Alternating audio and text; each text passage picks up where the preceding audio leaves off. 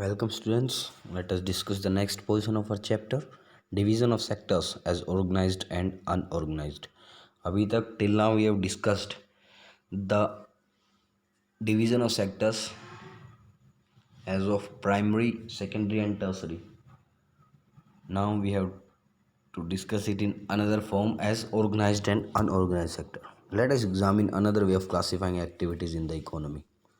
This looks at the way people are employed. What are their conditions of work?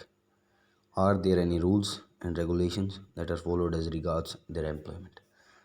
Primary, secondary और tertiary था काम से division कि how is the work, work क्या है, क्या वर्क होता है, उसके बेस पे डिवीज़न था. अब ये है वर्कर के बेस पे डिवीज़न, ऑर्गेनाइज्ड और unorganised. There are some examples, let us discuss them. Kanta works in an office. She attends her office from 9:30 a.m. to 5:30 p.m. She gets her salary regularly at the end of every month. In addition to the salary, she also gets provident fund as per the rules laid down by the government. She also gets medical and other allowances. Kanta does not go to office on Sundays. This is a paid holiday. When she joined work, she was given an appointment letter stating all the terms and conditions of work. Kanta एक office में काम करती है from 9:30 am to 5:30 pm. उसकी salary regular है, Sunday को छुट्टी होती है, संडे को भी पेड सैलरी होती है उसकी, और अदर अलाउंसेस भी होती है जैसा गवर्नमेंट ने बताया है. और जब उसने काम स्टार्ट किया था तो उसको एक अपॉइंटमेंट लेटर मिला था जिसमें कंडीशंस थी, वर्क कंडीशंस थी कि क्या क्या काम है, टर्म्स एंड कंडीशंस थी. नेक्स्ट है Kamal. Kamal is Kanta's neighbour. He is a daily wage labourer in a nearby grocery shop. He goes to the shop at 7:30 in the morning and works till 8 p.m. in the evening. He gets no other allowances apart from his wages. He is not paid for the days he does not work. He has therefore no leave or no paid holidays, nor was he given any formal letter saying that he has been employed in the shop. He can be asked to leave anytime by his employer. कमल जो कि कांता का एक पड़ोसी है, वो एक दुकान पे काम करता है, ग्रोसरी शॉप है. सुबह 7 बजे जाता है और शाम को 8 बजे तक काम करता है.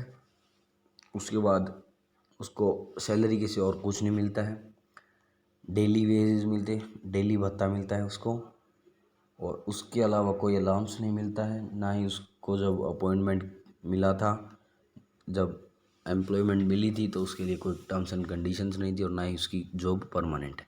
Do you see the differences in the conditions of work between Kanta and Kamal? Difference क्या है? सैलरी दोनों की है, टाइम वगैरह नहीं.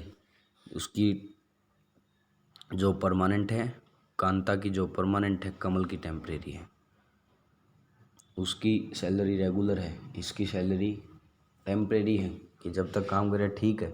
छुट्टी वाले दिन कोई सैलरी नहीं है, मगर कांता की छुट्टी वाले दिन भी सैलरी है, और प्लस अदर अलाउंसेस हैं जबकि कमल के कोई अलाउंसेस नहीं है. Kanta works in the organized sector. Organized sector covers those enterprises or places of work where the terms of employment are regular and therefore people have assured work. Organized work वो होता है जिसमें आपकी salary regular हो और आप assured means your job is permanent. आपको ऐसा नहीं कि कभी भी हटा दिया जाएगा, नहीं, आपकी जॉब कभी कोई गलती होगी या कुछ भी इलीगल कुछ कंडीशंस होती है, उन कंडीशंस का अगर आप फॉलो नहीं करते तो ही आपकी जॉब टेकन अवे होती है, जॉब ली जाती है, अदरवाइज नहीं. You are permanent. They are registered by the government and have to follow its rules and regulations which are given in various laws such as factories act, minimum wages act, payment of gratuity act, shops and establishment act. It is called organized because it has some formal processes and procedure. Organise का मतलब होता है इसमें कुछ formal processes है और procedures है, कुछ लॉ हैं कि लॉ के तहत काम करता है कि गवर्नमेंट कुछ लॉ बनाएगी उसके तहत, और जो इनका एनरोलमेंट वगैरह है they are registered under government, तो उसको बोलते हैं organised. Some of these people may not be employed by anyone but may work on their own, but they to have to register themselves with the government and follow the rules and regulations. अब कुछ है कि ज़रूरी नहीं कि आप किसी के नीचे काम कर रहे हैं तभी आप ऑर्गेनाइज सेक्टर में काम होगा. आप खुद भी काम करते हैं तो भी आपको गवर्नमेंट के अंडर काम ही करना पड़ेगा, आपको गवर्नमेंट में रजिस्ट्रेशन करवाना पड़ेगा गवर्नमेंट के अंडर, और तभी आप काम कर सकते हैं. फॉर एग्जांपल जो ये एनजीओ वगैरह होती है, आप अगर स्कूल खोलते हैं कुछ भी तो इसको आप बोल सकते हैं organise sector. Workers in the organise sector enjoy security of employment, यानी जॉब सिक्योरिटी है आपकी। They are expected to work only fixed number of hours. Terms and conditions जब आपको दी जाएगी उसमें आपको कितने घंटे काम करना है, उससे ज़्यादा आपको करने के लिए मजबूर नहीं किया जाएगा। If they work more they have to be paid over time by the employer. अगर ज़्यादा काम वो आपसे लेते हैं तो आपको पैसा भी ज़्यादा मिलेगा। They also get several other benefits from the employers. और कुछ अलाउंसेस जैसे फेस्टिवल अलाउंसेस होते हैं कि दिवाली आई है, bonus, Diwali bonus, Dussehra etcetera. What are this benefits? They get paid leave, leave भी मिल सकती है उन्हें। इमरजेंसी लीव होती है, पेमेंट ड्यूरिंग हॉलीडेज, संडे को भी पेमेंट मिलती है। Provident fund, gratuity etcetera. Provident fund और ग्रेट्युटी का मतलब कि आपको किसी टाइम ज़रूरत हो तो आप अपने जो जैसे बीमा वगैरह करवाते हैं, आप अपने पैसे जो कि सिक्योर होते हैं गवर्नमेंट के पास आपकी सैलरी में से, उनको आप निकलवा सकते हैं आपके इमरजेंसी के लिए। They are supposed to get medical benefits, and under the laws, the factory manager has to ensure facilities like drinking water and safe working environment. When they retire, these workers get pensions as well. तो organise sector की यही facilities हैं कि आपको pension भी मिलेगी, आपके लिए हॉस्पिटल फैसिलिटीज़ भी होंगी, और जो भी एंटरप्राइज या जिस भी कंपनी के अंडर या फैक्ट्री के अंडर आप काम करेंगे, उनकी responsibility that you get safe environment to work for you as well as for your children, or safe drinking water, etc. In contrast, Kamal works in the unorganized sector. The unorganized sector is characterized by small and scattered units which are largely outside the control of government. Organized is under government और non-government unorganized होता है। There are no rules and regulations but these are not followed. Rules and regulations होते तो हैं मगर वो private होते हैं कि हर बंदे के अनुसार अलग अलग होते हैं। गवर्नमेंट लेट डाउन नहीं है कि सबके लिए सेम रूल्स एंड रेगुलेशंस है। Jobs here are low paid and often not regular jobs नहीं है, कोई जॉब सिक्योरिटी नहीं है। There is no provision of over time, paid leave, holidays leave due to sickness etcetera. कोई भी paid leave नहीं है, इमरजेंसी लीव नहीं है, कोई हॉलीडे वगैरह नहीं है।